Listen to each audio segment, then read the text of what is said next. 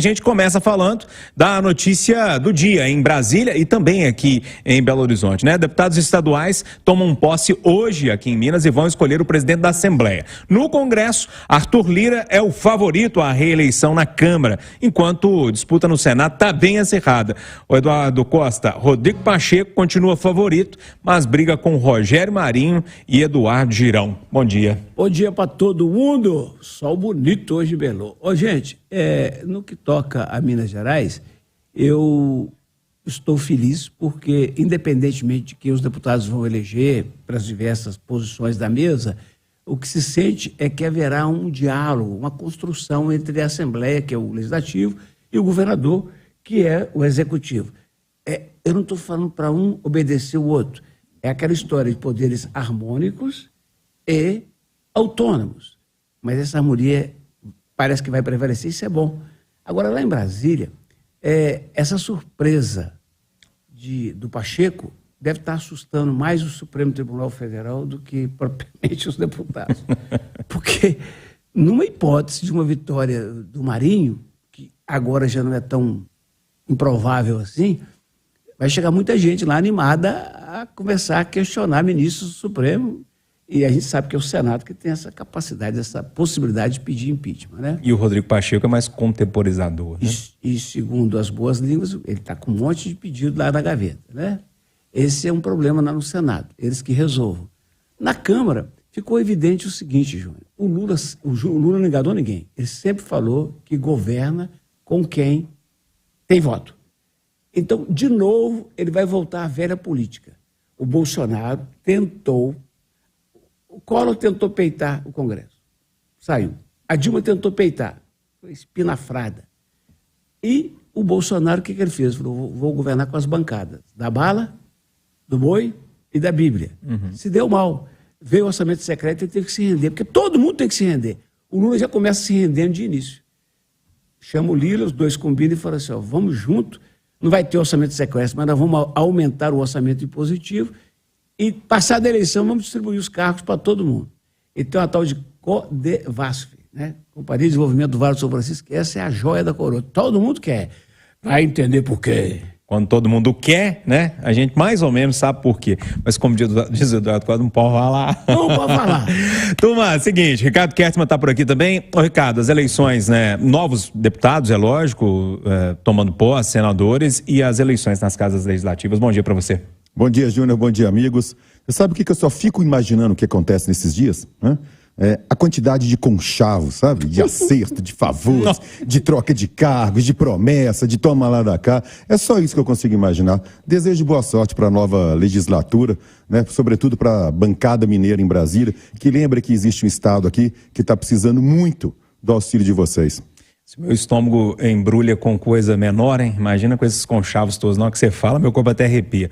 Ô, Mauro Camargos, as eleições nas casas legislativas, como é que você está vendo aí a possibilidade, enfim, de novo presidente da Câmara, melhor, novo velho presidente da Câmara, uma possibilidade de mudança ali no Senado e a disputa aqui na nossa Assembleia que deu confusão envolvendo o Executivo, enfim, como é que você está lendo essa história toda? Bom dia para você. Bom dia, Júnior. O termo que a gente usa para essa eleição é chamado terceiro turno. E é mesmo um terceiro turno. É uma nova disputa que terá impacto no sucesso do Executivo. Em outras palavras, o Executivo precisa jogar forte para poder manter sob suas mãos e sob sua vontade a capacidade de alguém que vai levar à apreciação legislativa o que importa para o presidente ou para o governador. Nesse sentido, o sucesso ou fracasso do Executivo depende muito dessa relação com o Congresso. Então, os poderes são independentes, como bem disse o Eduardo, mas não podem ser muito independentes. Eles têm que ser harmônicos, têm que buscar uma coalizão, um consenso nas pautas que são prioritárias para o país. E entre elas, há algumas pautas polêmicas neste momento. E aí está a disputa pelo Senado. Entre as pautas que importam, tem a ver com a autonomia do STF de impor sua vontade sobre os outros poderes. E isso é uma discussão importante da vontade de limitar, de conter esse ímpeto do STF interferir, inclusive na política, versus um apaciguamento e deixar o STF continuar agindo como está na defesa da nossa democracia. Essa discussão é importante e por ela passa a única eleição que há disputa de fato, que é a eleição de presidência do Senado. A Câmara já está resolvido, Arthur Lira vai ser reeleito e caminhará ao lado do presidente Lula. Aqui na Assembleia, o candidato é único e Tadeu Martins também sinaliza que caminhará ao lado do governador Romeu Zema, mas a disputa no Senado ainda abre espaço, e não por uma questão política interna na relação do Senado, mas principalmente na relação entre o STF, o Executivo e o Legislativo. Ô Rita Mundim, pelo que o Malco está falando aí, a atenção fica voltada mesmo para o Senado, né? Bom dia. Será todo o ponto de atenção. E uma coisa, né, Júnior? A partir de hoje, uma empresa chamada Brasil começa a trabalhar a pleno vapor. Porque até aqui a gente viu com as férias, né, do Legislativo e com a mudança que vai ocorrer hoje, a gente só ouve falar de Executivo e Judiciário. E eu torço também para que a harmonia volte entre os poderes e que o Legislativo cumpra o seu papel para com a sociedade brasileira. E vamos ver.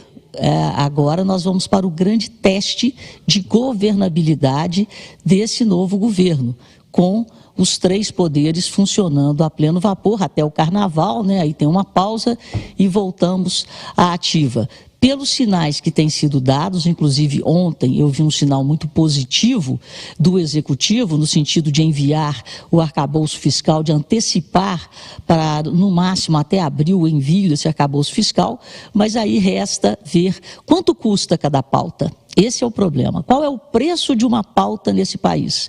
Então, enquanto a sociedade precisa que essas pautas sejam votadas para melhorar a vida do cidadão, a gente continua assistindo nesse velho Brasil que necessita com urgência de uma reforma política, esse jogo de interesses que fica lá em Brasília, muito longe das necessidades e do desejo do cidadão brasileiro.